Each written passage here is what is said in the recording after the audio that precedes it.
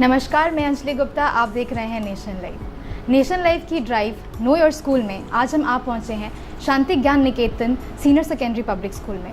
आइए बात करते हैं यहाँ के चेयरमैन राज खुराना जी से और जानते हैं उनके स्कूल के बारे में।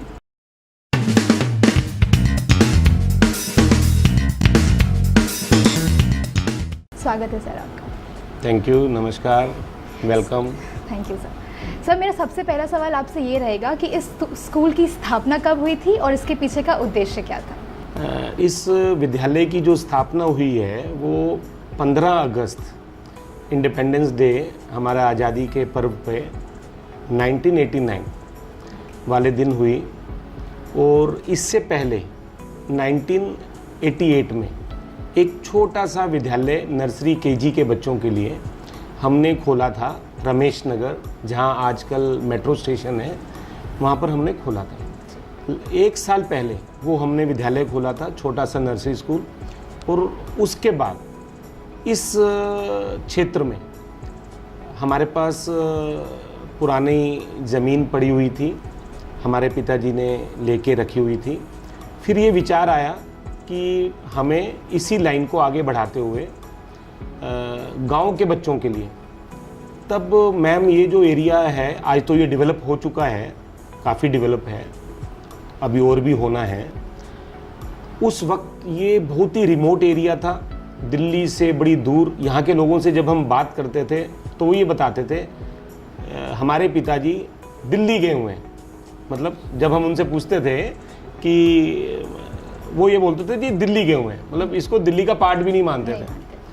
और यहाँ आसपास कई कई किलोमीटर में कोई पब्लिक स्कूल, अच्छा स्कूल नहीं था।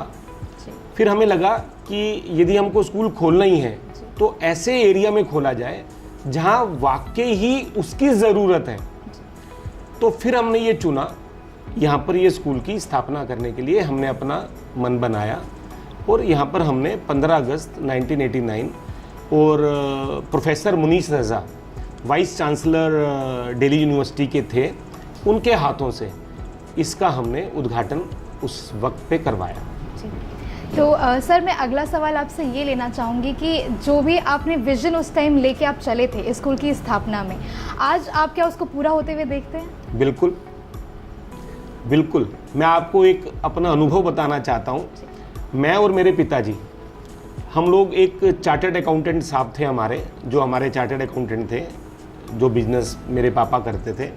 हम एक दिन उनके पास बैठे थे, तो ऐसे ही मेरे पिताजी ने बोल दिया कि राजकुमार चाह रहा है कि हम लोग एक स्कूल बनाएं। तो उन्होंने मेरे पिताजी को बोला, हम बाऊजी कहते थे, मेरे बाऊजी को उन्होंने बोला कि लाला जी, वो उनको लाला जी कहते थे, कि लाला जी अभी तो आपको पता नहीं चलेगा कि स्कूल खोलने का क्या फ़ायदा है। ये आपको पता चलेगा 15 से 20 साल के बाद, जब आपके अपने पढ़ाए हुए बच्चे अच्छे अच्छे पदों पर पहुंच जाएंगे, अच्छी अच्छी सरकारी ऑफिसर्स बन जाएंगे। और जब आप वहां कभी जाएंगे और वो आपके पांव छुएंगे, तब आपको गर्व होगा कि आपने ये जो स्कूल खोला है वो बहुत ही एक अच्छा नोबल कॉज करने के लिए जो खोला है। तब आपको पता चलेगा कि आपने स्कूल खोलकर मतलब बहुत अच्छा कार्य किया है, समाज के लिए भी और आपकी अपनी सेटिस्फेक्शन के लिए भी और राष्ट्रहित के लिए भी। आज हमें लग रहा है, क्योंकि आज हम देखते हैं कि जो हमारे बच्चे यहाँ के पढ़े हुए हैं, आज आईएएस बन गए हैं, आज मजिस्ट्रेट बन गए हैं, चार्टर्ड अकाउंटेंट बने हैं, एमबीए किया है बच्चों ने, कई फॉरेन कंट्रीज़ में सेटल्ड हैं। मतलब कोई ऐसी फील्ड नहीं है जहाँ हमारे बच्चे राष्ट्र की सेवा नहीं कर रहे हैं। और आज हमें गर्व होता है कि वो, उन बच्चों को भी गर्व होता है कि वो शांति ज्ञान निकेतन के पढ़े हुए बच्चे हैं। जी। तो सर, मैं अगला सवाल आपसे ये लेना चाहूँगी कि जैसा हम देखते हैं कि बाकी स्कूल्स में एजुकेशन के साथ साथ एक्स्ट्रा करिकुलर एक्टिविटीज़ भी होती हैं, आपके स्कूल में उनके एक्स्ट्रा करिकुलर एक्टिविटीज़ के अलावा और क्या ऐसी एक्टिविटीज़ है जो अलग है बाकी स्कूल से? चलिए अब हम बात करते हैं। देखिए, पढ़ाई तो हर स्कूल करवाता है, पढ़ाई के अलावा आपने बच्चों को क्या दिया, हमारा जो फोकस रहता है वो बच्चों को ऑल राउंड डेवलपमेंट का फोकस रहता है। बच्चे में हम देशभक्ति की भावना भी भरते हैं, जो हमारी इंडियन कल्चर है, जो भारतीय संस्कृति है, हम उसका भी बच्चे में डालते हैं कि भाई उसको भारतीय संस्कृति का भी पता होना चाहिए। फिजिकल फिटनेस के लिए हम उसको कई सारे स्पोर्ट्स की एक्टिविटीज़ देते हैं और हमें गर्व है हमारे बच्चे इंटरनेशनल लेवल तक मेडल्स लेकर स्पोर्ट्स में आते हैं। स्पोर्ट्स के नाम पे जहां हमारे पास स्विमिंग पूल है वहीं हमारे पास हॉर्स राइडिंग है, बास्केटबॉल के ग्राउंड्स हैं, हैंडबॉल के ग्राउंड्स हैं, बिलियर्ड्स, ये आपने बहुत कम सुना होगा स्कूलों के अंदर बिलियर्ड्स, हमारे यहाँ बिलियर्ड्स भी खिलाया जाता है। टेबल टेनिस, जूनियर के लिए बास्केटबॉल अलग है हमारे लिए हमारे पास, और सीनियर के बच्चों के लिए अलग कोर्ट है हमारे पास बास्केटबॉल। बहुत सारे योगा हमारा रहता है, हर बच्चे को योगा की क्लासेस हम लोग बच्चों को देते हैं। ताइक्वांडो सेल्फ डिफेंस के लिए हम लोग उनको ट्रेनिंग देते हैं। स्केटिंग हमारे पास बच्चों के लिए है। और मैं आपको बताऊं हर एक्टिविटी के लिए हमारे पास अलग अलग कोचेज हैं, अलग अलग कोर्ट्स हैं जहां लेकिन हाँ, हम हर बच्चे को हर एक्टिविटी नहीं दे सकते हैं। उस बच्चे को एक या दो एक्टिविटी चूज करनी पड़ती हैं जिसके अंदर वो मास्टरी कर सकता है और उसका हमें फायदा भी मिल रहा है और बच्चे बहुत अच्छे लेवल पे, नेशनल इंटरनेशनल लेवल पे जाके मेडल्स भी ले रहे हैं। ये हमारी एक अचीवमेंट है। और मतलब बच्चों को माँ बाप की सेवा करनी है, माँ बाप के पाँव छूने हैं, गुरुओं के पाँव छूने हैं, उनका आशीर्वाद लेना है। यहाँ तक भी हम उन बच्चों को जो है कोचिंग देते हैं, पढ़ाते हैं उनको टाइम टू टाइम हेल्थ के बारे में, कैसे फिटनेस के बारे में। हेल्थ एंड हाइजीन वीक होता है हमारे यहाँ जिसमें बताया जाता है कि आपको अपनी अच्छी हेल्थ रखने के लिए क्या क्या करना है और क्या क्या आपको नहीं करना है। ऐसे सारे प्रोग्राम हम लोग अपने स्कूल में टाइम टू टाइम करवाते रहते हैं जिससे कि बच्चों का जो है ऑल राउंड डेवलपमेंट हो सके। सर, मैं अगला सवाल आपसे टेक्नोलॉजी के ऊपर लेना चाहूँगी क्योंकि अब हम देख रहे हैं कि ये जनरेशन जो है या आने वाला जनरेशन जो है वो टेक्नोलॉजी के ऊपर पूरी तरीके से निर्भर है। तो क्या आपका स्कूल वो सारी जो टेक्नोलॉजी की रिक्वायरमेंट्स हैं उसे पूरा कर पाता है?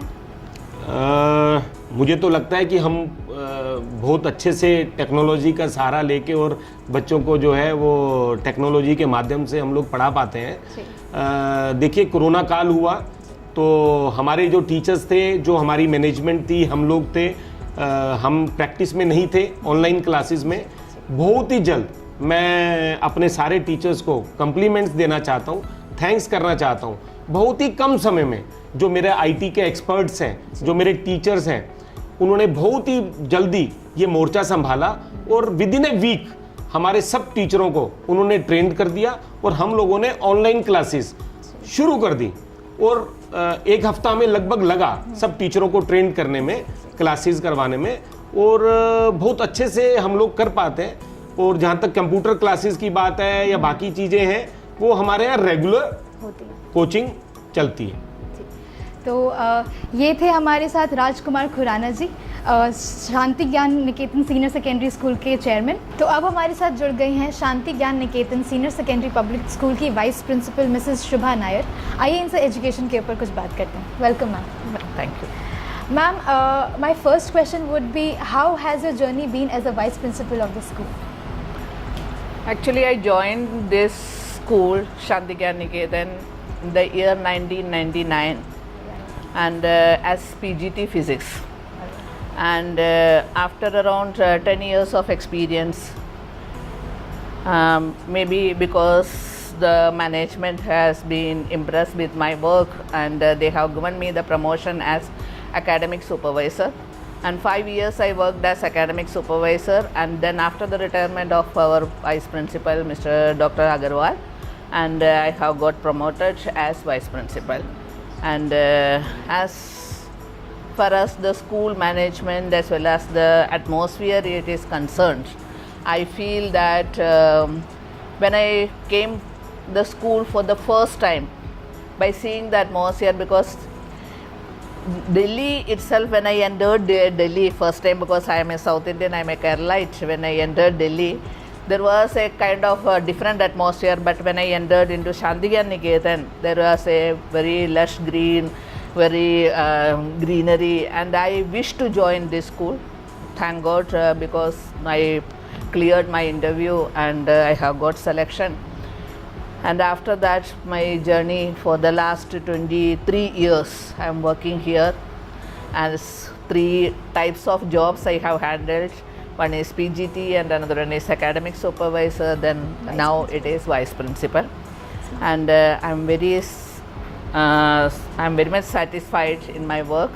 I'm trying to give my 100% in the work, and I don't have any grudges with the management or anything, because I'm getting all kind of supports from everywhere, from parents as well as students as well as from management. All right. Ma'am, you saying that you've been a vice principal as well as academic supervisor. Ma'am, how do you find any changes in education from past 23 years? Because of course it's a very big year gap that you've been here. What changes do you see in education? In education, I have seen the changes in the nature of the students. All right. And when I joined the school, at that time the school has started the science stream in class in senior secondary. That was the first section for the science stream. And the students, I was the class teacher of 11th class stream.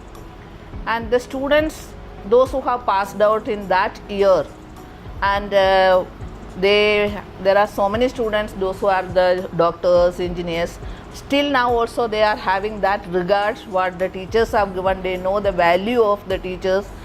And the present scenario, if we are telling that there are students, those who are showing that those who know the value of the students, but I think the social media has done so many changes in the minds of the students. Yes, ma'am. And due to that, that kind of atmosphere we are not getting nowadays. All right. Ma'am, you talked about social media, you talked about technology. I will take this question that what pros and cons do you find in the use of technology for students to use them as their study platform? What do you think? Like, how is it? Is it very good or is it bad? So, because I am always thinking in a positive manner. In that case, when I am going through the social media, how much I am involved in social medias, there are so many things that the students can learn through social medias. Yes. And but I think unfortunately I can tell you, there are parents also, those who are supporting the students, those who are helping the students to follow the good things, but unfortunately many students are not in that type of students, those who are able to use the positive points of the social media. They are going into the negative side, and they are encouraged with that, and because of that, I don't know the students' nature, whether it is mentally also, physically also. There are so many games we have come across that Blue Whale and like that. Nowadays it is PUBG. Yes. Without PUBG, the students cannot leave. So this is the parents, they used to come when they are coming with the PTM, they used to start, they are crying in front of us. Right. And we are unable to stop the students that they should not play PUBG. Yes. Because they are addicted to that. It's very difficult. So, ma'am, you're talking about the problems with the students. I will just take this last question. Now that technology is affecting them, and not only technology, but yes, students are being very weak in education since this technology is there. Being a vice principal, how do you help them solving these problems? How do you think that it's easy for you to deal with their problems? Ma'am, I feel that dealing the students, it is not only the duty of the school as well as the teachers. It is a combined effort of the students, teachers as well as parents. Because whenever any student is coming, many a times I used to correct the parents, that parents used to tell that at maximum time the students are with you. But I used to correct that because I usually looking after the senior classes. In one senior classes, the teacher may get maximum 40 minutes. Yes. One teacher may get maximum 40 minutes or maximum 1.5 hours for a student. Yes, but for the parents, if they are considering that when they are having more time, and each and every corner of life, the parents always should have an eye on the students. Because even though our wards are grown up, if I am talking about my wards, even though they are started doing their job, but when they are sitting in front of the computer or laptop, it is my conscience do not allow that one, I will make them free. Even though they are attending some conference, even though they are doing some video calling for office purpose, but I used to peep on there through the window that what actually they are doing. Because this the same thing, even though the हमारे जो kids say that they are very small. Yes. So in that case, I feel that when parents should always have an eye. But I am not completely giving the responsibility to parents. Yes. At the same time, the teachers also should have a lot of responsibilities. First of all is that nowadays the teachers cannot do any punishment. Yes, ma'am. But it is not restricted. possible. Yes, it's not allowed. But in that case, there are so many methods that we can correct the students by in a different manner. And that I used to tell that all just after the pandemic, when we have started on offline classes, I told the teachers also, please handle them in a proper manner, because they are sitting at home for the last 2 years. Their mentality, it is very difficult to judge. Therefore, it is your duty 1 week, even though if you are not concentrating on the academics, but you should study the psychology of the students, then you approach the students in that manner. Definitely, we have to see that what is the student status. On the basis of that one, we have to deal with them, and then I can think that one we can give a good result. Alright, thank you so much, ma'am. Welcome, very तो ये थी vice principal शांति Gyan Niketan senior secondary public school की। ऐसे ही और schools की सही जानकारी nation live आप तक लाते रहेगा। उन्हें देखने के लिए बने रहे हमारे साथ। धन्यवाद।